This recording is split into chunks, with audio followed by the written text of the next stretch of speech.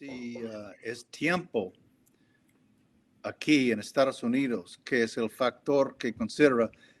La única persona que puede pedir residencia simplemente con tiempo de presencia es alguien que estaba aquí desde el 1972, el registro.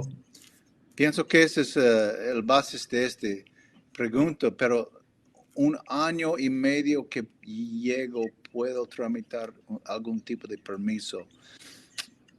Permisos de trabajo son siempre un beneficio de otro proceso. Dependen si califica por visa de víctima de crimen o la DACA o algo así, puede pedir su permiso de trabajo. ¿Qué dice Alvin? ¿Qué dices, Arvin? Déjanos